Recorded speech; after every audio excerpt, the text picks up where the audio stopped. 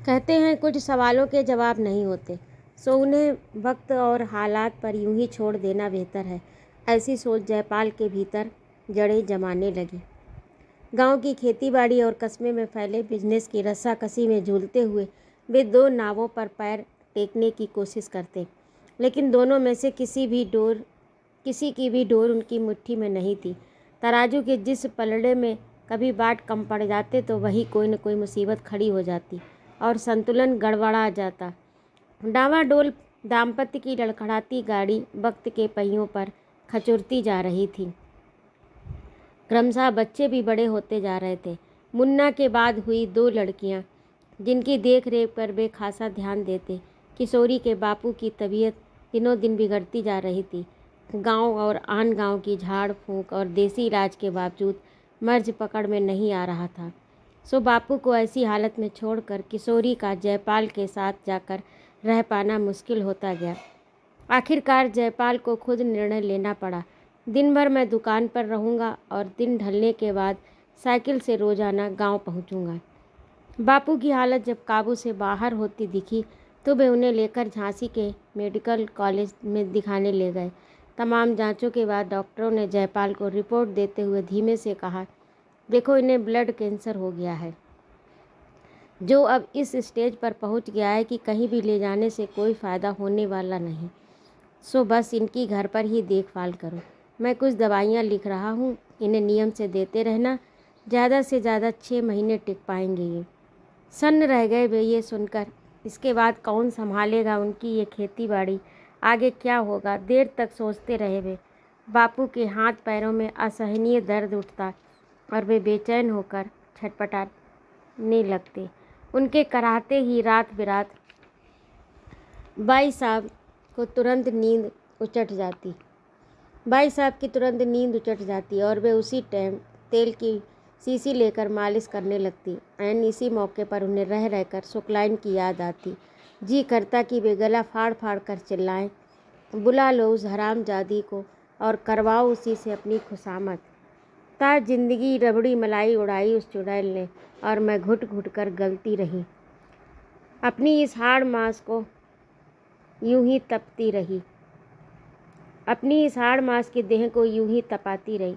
मथुरा, वृंदावन, काशी, हरिद्वार, द्वारिकाधीशपुरी, बद्रीनाथ, केदारनाथ और जाने कहाँ कहाँ ये उसी रण को साथ लेकर घूमते रहे और ये चुड़ैल मज़ा लूटती रही। नौकरानी की हैसियत से सारा नरक मेरे भाग में बंधा था, सो तिल तिल कर जलती रही, मैं झेलती रही इतना सारा नरक इस कुलच्छनी के चलते।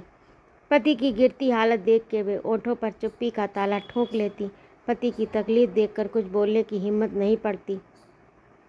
एक दिन भावावेश में बापू ने उसका हाथ पकड़ लिया और पछतावा करते हुए अफसोस जताते रहे, तेरा बहुत जी दुखाया है मैंने किशोरी की अम्मा, अपराधी हूँ मैं तेरा, तुझे कोई सुख नहीं दे पाया, हो सके तो माफ़ कर देना। बोलते बोलते वे सचमुच हिचकी बांध कर रो पड़े। चलो इतना सोचा तो इन्होंने मेरी खातिर। वे इसी में संतुष्ट हो गई और दुगने भाव से सेवा में जुट गई। जब कभी सुकलाइन बापू का हाल चाल पूछने आती तो अपना खटराक शुरू कर देती। घनश्याम को पाँव टूटी गो, सुबह महीना भर से खटिया पकड़े, खेती को नुकसान हुए रहो, महेंद्र की नौकरी आन गांव में लग गई, उते नदी पार करके जाने परत सो बड़ी आफत धरी, छोटो बारो इते उते फालतू फिरत रहत, करगुआ बारू बहू कोई को सुनत नहीं है। हम का करें बापू, सब जने अपने अपने मन की करत रहत। सच्ची कह रहे बापू, सब पुरानी बातें जा नए ज़माना में बदलत जा रही, कोई काऊ को हितू नहीं है। भाई साहब के मन में आता उसे यही बोल उल्टे उनके मुंह पर मार दे कि तुम भी तो मतलबी औरत निकली। जब तक बापू से काम निकलता रहा उन्हें दुहती रही, फिर नींबू की तरह निचोड़ कर दूर फेंक दिया। बापू उनकी बातों को सुनते घुनते फिर भी वे कुछ नहीं बोलते। जब वे उठने लगती और बापू की तरफ टेढ़ी निगाहों से देखते हुए जाते जाते उपदेश की घुट्टी पिलाने लगती, तुम आराम करो, दवाई खात रही हो, धीरे धीरे ठीक हो जाइयो।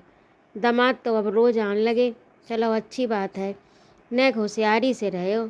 इतने को राजनीति बहुत खतरनाक चल रही है आजकल, समझा दियो लाला जू को। बापू ने तुरंत घड़ी देखी, 7 बज चुके और जयपाल अभी तक नहीं आए। इतनी देर लगा दी। उन्होंने पूछा, किशोरी कितने चली गई? लालाजू नहीं आए अभी तक। आउट हुई हैं। बहुत देर कर देत आवे में। ठीक नहीं है जा बात। जमानो तेजी से खराब हो जाए रहो। बोलते बोलते उनके माथे पर चिंता की रेखाएं बनने लगी। बापू गांव के हालात को बखूबी जानते थे। बात बात पर मूँछों पर ताव देता। नत्थू लाल इन दिनों सरपंची पाने की जुगाड़ में भिड़ा हुआ है। साला 2 टके का आदमी बनियान में चाकू छुपा के रखता है। मन्नू मास्टर ने चमार होने की वजह से सरपंची के टिकट का जुगाड़ बिठा लिया और पूरी चमार टोली ताल ठोंक कर मैदान में उसके सपोर्ट के लिए उतर पड़ी है। वो बड़े चबूतरे वाला चौबे जिसने हमारे खेत में लगी बगल वाली 2 बीघा जमीन दाव ली थी, वो भी आंख गड़ाए रहता हमारी ज़मीन पर। कोर्ट कचहरी के कितने धक्के खाने के बाद दोबारा हासिल हुई है वो ज़मीन। हमारे आम के बगीचे पर कैसी पैनी निगाहें गाड़े बैठा है वो धनी राम काछी। कब्जा करने की जुगत में इधर उधर अंट संट बातें बकता फिर रहा है। उस साले ने हमारे स्कूल के अध्यापक की दुकान दाव ली थी। कितनी लिखा पढ़ी के बाद वो दुकान उसे वापस दिला पाए।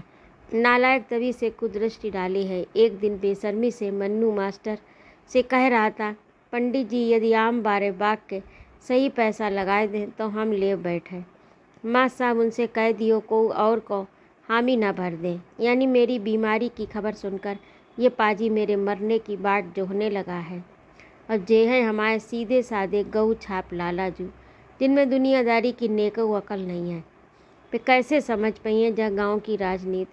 हम उन्हें समझात कछू हैं और वे समझत कछू हैं। तखरिया बाट तौलवे लायक अकल है उनमें तो बस। हाँ, उनमें होशियार तो जा किशोरी है। गांव में रई रूपी है सो इतने के बारे में सब बातें बारीकी से जानत समझत। कितने लोगों के खेती बाड़ों के मुकदमों की लिखा पढ़त करवाई हमने। कितनों को उनका वाजिब हक दिलवाया, लेकिन कौनो जस नहीं मिलो। तभी मुन्ना दौड़ता हुआ उनके पास आया और बोला, नन्ना नन्ना जाने मार दो। नहीं, हमने नहीं, भैया ने मारो, बच्ची ने भोलेपन से जवाब दिया। बच्चों को किलकते देख वे मगन हो उठते। कितने प्यारे बच्चे हैं ये। तभी घड़ी ने टन टन करके पूरे 8 बजा दिए और उनके दिमाग में फिर वही तनाव रहने लगा। लालाजू अभी तक नहीं आए, कहाँ अटक गए?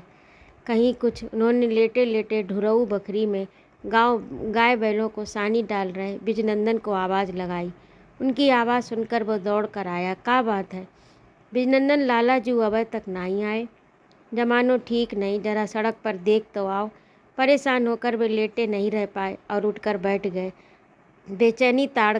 उनकी बेचैनी ताड़कर वो बोला, अरे बारे आवे बारे हुई हैं, वैसे अभी तक आए जाओ चाहे उन्हें।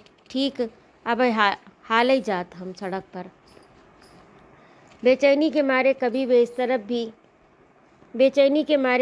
इस तरफ तो कभी उस तरफ पहलू बदलते रहे। कुछ शंकाओं का लावा उनके भीतर खदबदाने लगा।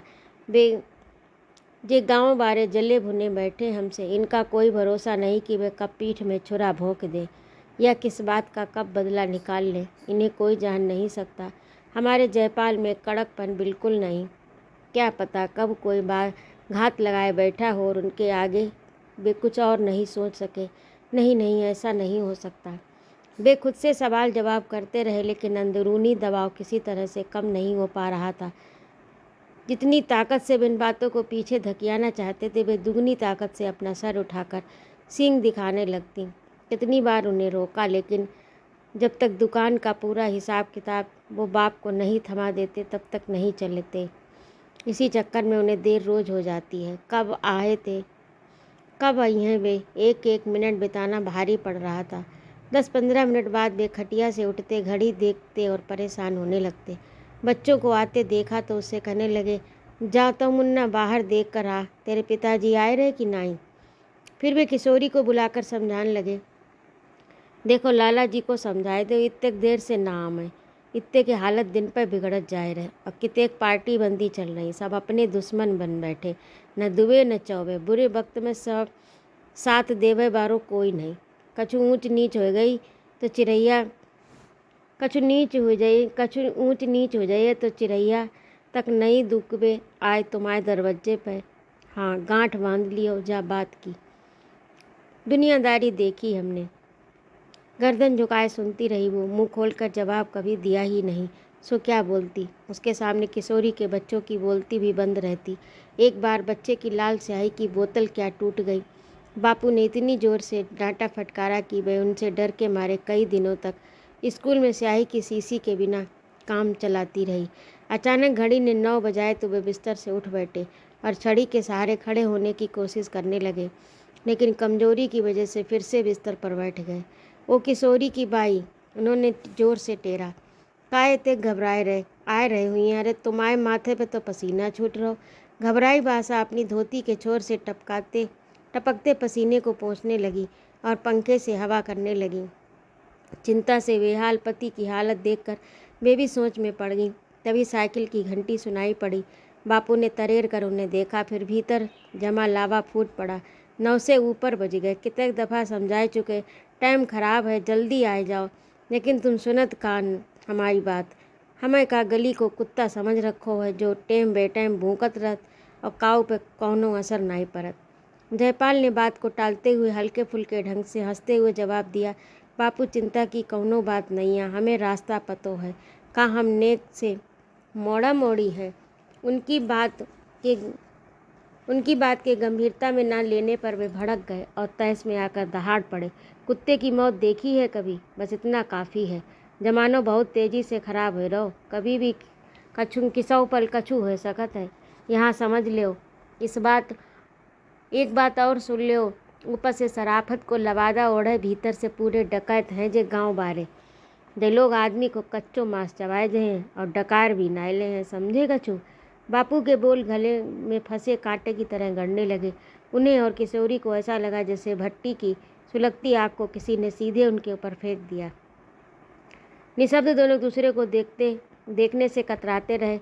तभी बाईसा उन्हें बुलाने आई। लाला जी, ब्यारू को देर हो गई, अब तक काऊ ने नाय खाओ, चलो ने खाए लो। मुझे मन से वे घिनौची तक गए और हाथ पांव धोकर खाने बैठ गए, लेकिन वही बात जला रही थी उन्हें। कुत्ते की मौत देखी है कभी? कुत्ते की मौत शब्द चिटचिटाते हुए तन मन पर चिपक गए। उफ, क्या ज़िंदगी है मेरी। माँ बाप के पास जाओ तो उनकी जली कटी सुनो, उन्हें छोड़कर यहाँ आए तो यहाँ भी चैन नसीब नहीं। भाग्य की कैसी विडंबना है। चुप्पी डूबे हुए खाते रहे। उन्होंने खाने में दोबारा कुछ भी नहीं मांगा और जल्दी से खाकर उठ गए। फिर खड़े होकर उन्होंने सांस खींची, गोया अंदर की घुटन से राहत पाने के लिए उन्होंने ताज़ी हवा के लिए खिड़की के बाहर चेहरा डाल दिया हो। किशोरी ने टोका भी, न कोई सब्जी मांगी न रायता, बस 2 रोटी खा के उठ गए। फिर बात बदलने के लिए दूसरा प्रसंग छेड़ दिया, सुनो, हमने कल गुड्डी को एडमिशन कराए दो, ट्यूशन की बात कर रही। किससे ट्यूशन लगवाओगी? यहाँ कोई ढंग का मास्टर है? वो गया दिन है तो जूनियर हाई स्कूल में अंग्रेजी पढ़ाए रहो। इतने सोचा बिचारी में काय डूब गए तुम्हें तो समझात कि जा कानते सुनो कानते उड़ाए दो जे बातें। किशोरी, हमें सोलापुर जाने, दुकान को माल भरे वो लौटबे में हफ्ता भर लग जाए है। अकेले जा रहे का बच्चन जैसी बातें पूछती। दोनों जगह की ड्यूटी बजाना बधा है, भाग्य में सो निभाए रहे। चलो सो जाओ, अब बहुत रात हो गई, कहकर वे सोने के लिए ऊपर वाली कुठरिया में चले गए। बड़ा विचित्र स्वभाव है इनका, सब बातें मन की 100 परतों के भीतर दबा लेते। मजाल किसी की जो इनका राज जान ले। जब से इन्होंने बच्चों की ढंग से परवरिश और पढ़ाई पर ध्यान देना शुरू किया है, तभी से गांव बारे जलने भुलने लगे हैं। खूब साफ पानी पीना, खाने की हर चीज़ को धोकर इस्तेमाल करना और घर की साफ सफाई पर हर वक्त ध्यान देते रहना तो इनके स्वभाव में है। किस मर्ज की क्या दवा है और किस बीमारी की क्या काट है, ये बातें भी वे जब तब सिखाते रहते। उनके पास एक छोटा सा बक्सा था जिसमें तमाम तरह की दवाइयाँ, डिटॉल, बोरिक पाउडर, गुलाब जल, एंटीसेप्टिक मरहम जैसी चीज़ें पड़ी रहती। गांव में किसी को खांसी, दस्त, बुखार या लू लग जाए, वे सीधे जयपाल के पास दवाई मांगने चले जाते। वे अपनी उसी पेटी में से दवा तैयार करके पुड़ियाँ बनाकर उनकी हथेली में थमाते थे। ये सच था कि ज़्यादातर लोग अगले ही दिन ठीक होकर उन्हें आशीष देने पहुंच जाते। लाला जी को हाथ बड़ो अच्छो है, हमारो बच्चा 3 दिन आते बुखार में तड़प रहो थो, लेकिन उनकी एक खुराक ते तुरंत ही ठीक हो गो। अरे हमने क्या किया, हम डॉक्टर तो नहीं हैं, बस थोड़ा बहुत जानते हैं, सो बता दे। वे हंस देते और पूर्ववत अखबार या बीबीसी की खबरें सुनते रहते। उनकी चारपाई के नीचे रखा रहता ट्रांजिस्टर, जिनमें से आधी रात तक कुछ न कुछ बजता रहता। हाँ, नियम के काम करने के चाक चौबंद थे वे। कड़क जाड़ा हो या गर्मी या बरसात, हर मौसम में रोज़ सुबह घंटे भर के लिए सैर कर जरूर आते, फिर तांबे के लोटे में ढककर रखे पानी को एक बार में पी जाते। शाम को बच्चों की पढ़ाई पर ध्यान देते। दुनिया भर की बातों की जानकारी थी उनके पास। उनकी ज्ञान पटारी में से कुछ बातें किशोरी समझ पाती तो कुछ बातें उसके पल्ले नहीं पड़ती। वह हाँ हूँ करती रहती। सोने से पहले उनके हाथ में कोई न कोई किताब जरूर होती। पता नहीं क्या क्या वे घंटों पढ़ते रहते। शुरू शुरू में बड़ा अजीब लगता था उसे यह सब, लेकिन धीरे धीरे उनकी आदतों, बातों, स्वभाव और संस्कार की वह अभ्यस्त होती गई। अब उनकी हर बात व्यवहार पर वह तर्क करती, सोचती, तभी अमल में लाती। तो ये था आज का भाग। आपको कैसा लगा कमेंट करके अवश्य बताइएगा। यदि आपको मेरा कहानी सुनाना अच्छा लगता हो तो कृपया मेरे चैनल को सब्सक्राइब भी कीजिएगा। सुनने के लिए बहुत बहुत धन्यवाद। जय माँ भारती।